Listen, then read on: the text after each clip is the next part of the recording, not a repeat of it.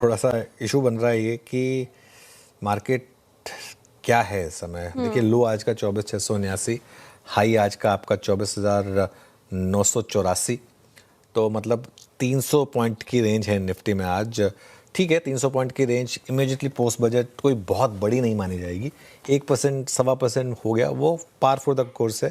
लेकिन सच बताऊं तो अभी भी मेरे हिसाब से मार्केट में बहुत असमंजस है। निफ्टी ऊपर है, बैंक निफ्टी नीचे है, मिड कैप और ज़्यादा नीचे हैं। हालांकि अब पिछले कुछ मिनटों में ज़रूर सुधार हुआ है, लेकिन अभी भी एटलीस्ट वो लाइन तो वर्कआउट कर ही रही है कि बैंक निफ्टी अभी भी अंडर परफॉर्म कर रहा है और मिड कैप्स थोड़े ज़्यादा गिरे हैं रिलेटिवली। सोने और चांदी एडवांस डिक्लाइन काफ़ी ख़राब है, ये आई थिंक एक इंपॉर्टेंट चीज़ है। आज भी अगर आप एडवांस डिक्लाइन देखेंगे तो 1:2.5 के करीब का है। इंडिया विक्स अभी भी ऊपर है, हालांकि पिछले कुछ मिनटों में इंडिया विक्स नीचे आया है, ये अच्छी बात है। तो थोड़ा सा, लेकिन जो कंफर्ट लेवल है उसके अभी भी ऊपर है। और क्या हुआ है, सोने और चांदी में ज़बरदस्त उठापटक, ये एक और बड़ी चीज़ मार्केट के लिए। ऑटोज़ में अच्छी पाएंगे आज, मेरे ख्याल से मेरे लिए जो सबसे कंफर्टिंग चीज़ रही, क्योंकि सुबह हमने इसकी बात की थी कि ऑटोज़ जो है ना, यहाँ पर मुझे लग रहा है कि अब एक वापस री एंट्री का मौका आ गया है। और सुबह की रैली फेल हुई, लेकिन उसके बाद जो मिड मॉर्निंग के बाद जो रैली आई वो ज़्यादा सस्टेनेबल है, वो मुझे ज़्यादा अच्छी लगी। और एक आध चीज़ और, ट्रेंड ने आज फिर 52 वीक लो लगा दिया। तो काफ़ी वीक स्टॉक्स हैं जहाँ पर प्रॉब्लम चले जा रही है। अदरवाइज ठीक है मार्केट। ओके, मार्केट फिलहाल तो ठीक आपने कहा, और कुछ चुनिंदा स्पेसेस भी बताए जहां पर बाइंग नजर आ रही है। हालांकि दिक्कत है कुछ पर्टिकुलर काउंटर्स में, उसके भी विस्तार से चर्चा करेंगे हम। लेकिन रिकवरी निफ्टी ने दिखाई, बैंक निफ्टी भी रिकवर हुआ, लेकिन ब्रेथ खराब है मार्केट की। सर, सवाल यही कि जो रिकवरी आज के सेशन में निफ्टी में देखने को मिल रही, बैंक निफ्टी ने भी कोशिश की है, हालांकि पहले तो बहुत ही खराब नजर आ रहा था, लेकिन ब्रेथ में कोई रिकवरी नहीं है।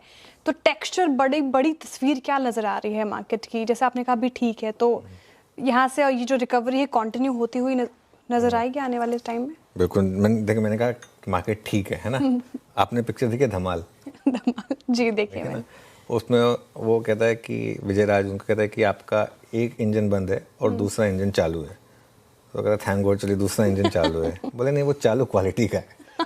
तो अभी क्या है कि मार्केट में ठीक है, मतलब ठीक ही है, क्या मतलब अच्छा नहीं है। तो सेल ऑन रैली का टेक्सचर है, लेकिन सेलिंग कहाँ करनी है? देखिए, अब मार्केट में आपको दिन में एक अच्छी ट्रेड चाहिए होती है। वो एक ट्रेड आज सुबह मिली, जब हमने सुबह बात की थी कि अगर जहाँ पर भी ये पहली रैली फेल हो वहाँ पर बेचें और एक फर्स्ट आवर के हाई का स्टॉप लॉस लगा दें। हाँ। वो प्ले आउट हुई, हम वहाँ से 24,680 तक गए। बिल्कुल, उसके बाद एक इंट्राडे में रैली प्ले आउट हुई, अच्छी बात है ये। मेरा रिस्क ये है कि जहाँ पे भी रैली अब फेल होगी वहाँ पर फिर एक सेलिंग का रिस्क आएगा। अच्छा, अब मुझे लग रहा है कि बजट को तो आप भूल जाइए, खत्म हो गया बजट। अब दूसरा बड़ा रिस्क हो रहा है ग्लोबल मार्केट का। और ग्लोबल मार्केट में जिस तरीके की वॉलेटिलिटी, आप चांदी की वॉलेटिलिटी देख रहे हैं, एक एक टिक में किस तरीके से चांदी, मतलब वो और सोना, मतलब 15% था, अब 10% रह गया। अब इंटरनेशनल में 72 तक गए, वापस 78 आ गए। तो ये बहुत ज़्यादा वॉलेटिलिटी है। ग्लोबल मार्केट, कोरिया मार्केट 5% नीचे है। ऐसे में एक रिस्क ओपन हो रहा है ग्लोबल मार्केट्स के गिरने का, और अगर ऐसा हुआ तो हम भी गिरेंगे, ऐसा नहीं है कि हम नहीं गिरेंगे। तो जहाँ पे भी रैली फेल हो, बीच बीच में रैली बड़ी आएंगी, लेकिन बीच बीच में रैली बड़ी आएंगी, इस चीज़ का आपको ध्यान रखना है। और जहाँ पर रैली फेल हो वहाँ पर बेचें और स्टॉप लॉस लगाएं उस हिसाब से। देखिए, निफ्टी में कल के लो के टूटने का रिस्क बहुत हाई है। मैं अभी भी ये बात मेंटेन करूंगा। मेरा व्यू तभी नेगेटिव होगा जब आप 25,450 के ऊपर निकल कर ट्रेड करने लगेंगे। जब तक वो नहीं हो जाता तब तक मेरा व्यू ये है कि अभी भी कल का लो टूटने का रिस्क है। हो सकता है और 2-3 दिन ना टूटे, उसके बाद टूट जाए। और मिड और स्मॉल कैप में दर्द है अभी भी। कुछ दिन चाहें तो ट्रेडिंग बंद कर दें, और बहुत थक गए हो तो कहीं घूमने चले जाएं, है ना। मतलब दो में से एक चीज़ कर लें, लेकिन बहुत ज़्यादा एग्रेसिव ट्रेडिंग अभी ना करें। निफ्टी पर जहाँ तक अप्रोच है, सपोर्ट है आपका 24,700 से 24,800 पर, और बड़ा सपोर्ट है आपका 24,500 से 24,600 के बीच में। रेजिस्टेंस कहाँ मिलेगी आपको? पहली रेजिस्टेंस मिलेगी 24,950 से 25,050 के बीच, और उसके बाद बड़ी रेजिस्टेंस 25,050 के ऊपर ही, मतलब मुझे लग रहा है कि एक डिसेंट रैली आएगी। आप 25,050 के ऊपर निकल के ट्रेड करने लगे तो शायद 400-450 तक वापस आएंगे, जहां मुझे लग रहा है कि इस मार्केट का असली टेस्ट होगा, जो हम 2 बार फेल हुए हम। 450-500 के ऊपर अगर आपने ट्रेड करना शुरू कर दिया तो मतलब वर्स्ट इज ओवर, तब एक कंफर्ट मिल जाएगा, लेकिन अभी के लिए नहीं। बैंक निफ्टी पर कुछ दिनों के लिए लेवल तलाशने दें, अभी कोई स्पेसिफिक लेवल नहीं है मेरे पास, ऑनेस्टली स्पीकिंग कोई ट्रेड नहीं है बैंक निफ्टी में। देखिए जिस तरीके के मूव्स आ रहे हैं और इतनी बड़ी, हालांकि आज रेंज जो हमने सुबह बात की थी, एक बेसिक व्यू था कि 57,500 से 58,500, मतलब 57,500 से 59,000, वो एक रेंज है, एक रेंज को मेंटेन कर रहा है बैंक निफ्टी। लेकिन जस्ट उस रेंज में घूमने से क्या होगा, उसमें ट्रेड करना बहुत मुश्किल है क्योंकि इतने स्ट्रॉन्ग मूव्स आ रहे हैं, इसमें स्टॉप लॉस टारगेट आप कहाँ लगाएंगे, तो थोड़ा सा वो टफ है बेसिक। आज का दिन इंडियन मार्केट के लिए काफ़ी अच्छा साबित हुआ देखने को मिल रहा है। बाजार की ओपनिंग फ्लैट हुई, अच्छी खासी तेज़ी देखने को मिली और करीब 950 के लगभग से फिर से सेलिंग आती हुई नज़र आई, जो बाजार को करीब 690 के लेवल्स तक लेकर गई। और जैसा कि हम बात कर रहे थे कि जो कल का लो था करीब 24,570 का, वो यदि ब्रीच होता हुआ नज़र आता तो दिक्कतें इंडियन मार्केट के लिए बढ़ सकती थी, लेकिन ऐसा कुछ हुआ नहीं। फिर बाजार ने कल के जो क्लोजिंग थी उसको तोड़ते हुए सेलर्स को ट्रैप किया और यहीं से बाज़ार की रिकवरी देखने को मिली और रिकवरी भी काफ़ी अच्छी और ज़बरदस्त थी, जो बाज़ार को सीधे 25,000 के ऊपर और 25,100 के लगभग ले जाके फिर 25,050 के ऊपर की क्लोजिंग देकर गई। इससे साबित होता है कि इंडियन मार्केट के लिए जो बजट था, बजट इतना नेगेटिव नहीं था। लेकिन सबसे बड़ी बात ये रही कि बजट ठीक ठाक था, लेकिन एक चीज़ रही, एसटीटी की वजह से इंडियन मार्केट में कल सेलिंग देखने को मिली।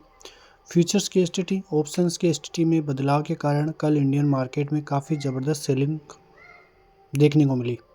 लेकिन अब देखना होगा कि किस प्रकार की चीज़ें बदलती हुई नज़र आती हैं और किस प्रकार से इंडियन मार्केट में आगे के दिन रहते हुए नज़र आते हैं, क्योंकि आज का दिन यानी कि मंडे का मार्केट जो काफ़ी बाज़ार के लिए अहम था, काफ़ी वॉलेटिलिटी आज देखने को मिली और इससे साबित हुआ कि इंडियन मार्केट के लिए बजट अब काफ़ी अच्छा कामकाज करते हुए नज़र आ सकता है आने वाले दिनों में। देखिए इंडियन मार्केट में सभी चीज़ें ठीक ठाक देखने को मिल रही हैं। सभी चीज़ों का मतलब आप लीजिए, इकोनॉमी के हिसाब से काफ़ी अच्छा है, बजट भी ठीक ठाक पेश हुआ है और उसके अलावा कई चीज़ें हैं जो इंडियन मार्केट के लिए पॉजिटिव है। जीडीपी का काफ़ी अच्छी दर से ग्रोथ करना, फिजिकल डिफिसिट का कम होना, ये इंडियन मार्केट के लिए काफ़ी अहम साबित हुआ है और इसी की वजह से आने वाले दिनों में इंडियन मार्केट काफ़ी अच्छा बूस्ट भी कर सकता है। अब एक चीज़ ये हो सकती है कि इंडियन मार्केट में फिर से तेज़ी हो, फिर से बाज़ार ऑल टाइम हाई जाए, उसके बाद यदि बाज़ार नीचे ट्रेप करता है तो दिक्कतें फिर बाज़ार को लिए बढ़ती हुई नज़र आएगी, वरना इंडियन मार्केट के लिए धीरे धीरे पॉजिटिविटी ही बढ़ती हुई नज़र आएगी।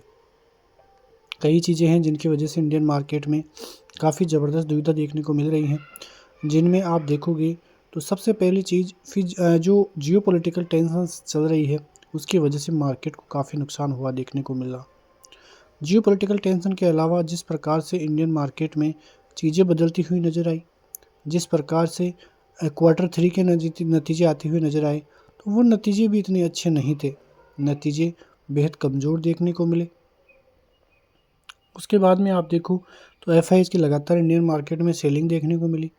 सेलिंग इतनी ज़बरदस्त थी कि फिर इंडियन मार्केट को बदलने का मौका ही नहीं मिला, बदलने का क्या, उठने का मौका भी नहीं मिला और इसी की वजह से इंडियन मार्केट को काफ़ी नुकसान भी झेलना पड़ा है।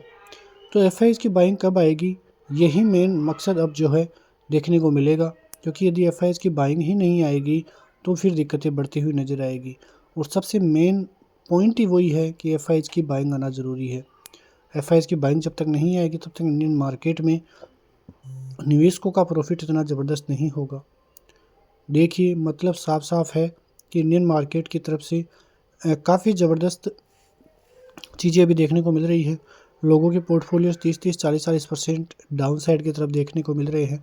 सबसे मेन पॉइंट यही है और यदि आने वाले दिनों में भी इंडियन मार्केट में इसी प्रकार की चीज़ें चलती हैं, दिक्कतें इंडियन मार्केट की तरफ से बढ़ने वाली है, तो देखना होगा कि चीज़ें कैसे बदलती हुई नज़र आती हैं।